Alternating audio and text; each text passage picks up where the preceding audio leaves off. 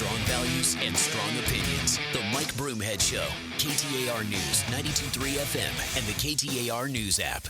All right, I am excited about this interview. Joining me in studio, the former governor of Arizona, Doug Ducey. Great to be back in studio, Mike. Great to see you. I'm not used to the casual look, you know. It's semi-casual, but yeah. Well, for you, it's casual. It's a lot less. Yeah. I joked when you were leaving office. I wanted you to see you here in your ASU tank top and flip-flops and cargo shorts. We're not quite there. We'll wait till football season. Okay, all right. We'll wait till football season. Good not enough. Far away. There are a lot of things I want to get to, but one of the things there was a recent announcement about the Citizens for Free Enterprise, an organization that you're now a part of, and you're kind of leading. Yes. Citizens for Free Enterprise is going to be headquartered here. It's going to be an all 50 state organization. It's going to promote, protect, and defend free enterprise across the nation. It was really something that I worked on very hard for 8 years. I was a small business person before I ran for office, and it's something that's under assault in our country. We've had hostility from the left for years. We're even seeing some hostility from the right around free enterprise. So this is something that we're going to promote and protect. So who do you target in that? Is it legislators? Is it legislation you try to get passed, or what is it? It'll be a number of fronts. The first thing we want to do is we want to educate and advocate on what makes our nation different. We talk about a lot of freedoms, freedom of speech, religious liberty. These are all important freedoms, but economic freedom is one of those as well. And if you think of the prosperity that we enjoy in this country, it's because we've had the innovation, the entrepreneurship, the creation of these companies. So we want to make sure that's happening as well. You know, if you hold up a placard in a college classroom today and it says capitalism and socialism, it's about a 50-50 bet. And that should scare everyone on what the future looks like. Now, that changes a bit when you hold up free enterprise versus big government socialism. People start to get that, but we want to make sure people understand that. And then this is going to be about registration and activation of new voters. We want to build participation in the process. We want to hold legislators and elected leaders accountable for the decisions they make. So is a lot of this kind of the next generation of your vision as governor as far as reducing regulations in Arizona, being more business friendly, and just taking that message nationwide? It's to take it to all 50 states, and it's also to be on the rock-solid foundation of an evergreen principle like free enterprise. We're going to fight about a lot of stuff in every election cycle, and you know the questions change for people that are running for office every election cycle. But there's a great quote from Thomas Sowell in his book, Basic Economics, and it says, many of us are ignorant in complex issues like botany and brain surgery, and that's because we don't have to deal with those issues every day. But everything an elected leader does and everything a voter votes on affects our economy and free enterprise. So we want to make sure people know what they're voting for and what they're who they're voting for. Former Arizona Governor Doug Ducey is in studio with us talking about his organization, Citizens for Free Enterprise.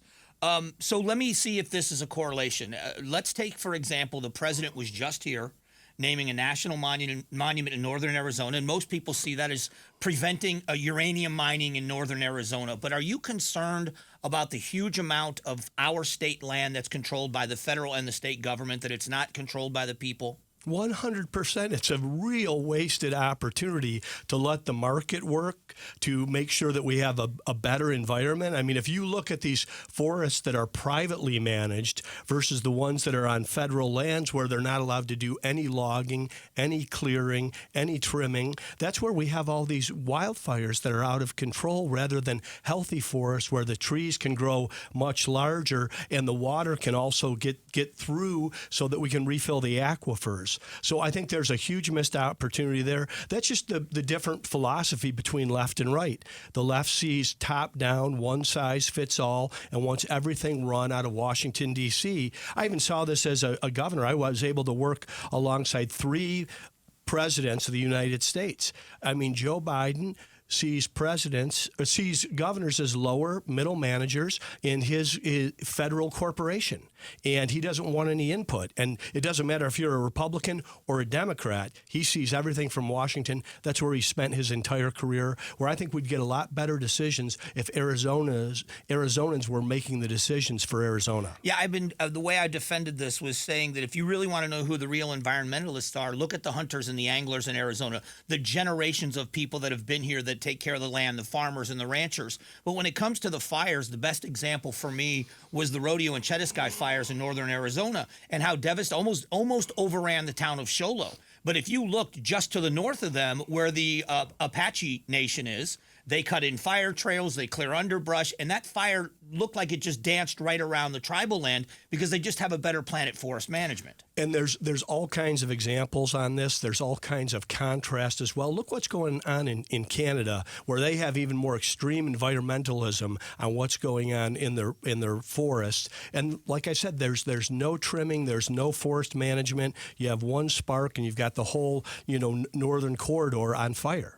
So when you the idea of the Citizens for Free Enterprise, when you entertain the idea of leading this organization, what is it that you want to accomplish more than anything else? Well, I would say, one, we want to see a defense and promotion of free enterprise. We think that that's important. If that erodes, there's so many other things that go along with it. If you think of the number of poor spending decisions our federal government has made over the decades, and yet here we still are the leading country in the world, the largest economy, the most wonderful quality of life. This is because we have a booming economy. So we want to make sure that that's protected and defended. But we also want to see people making the right decisions in elective office and at the ballot box. It wasn't that long ago that free enterprise was not a partisan issue.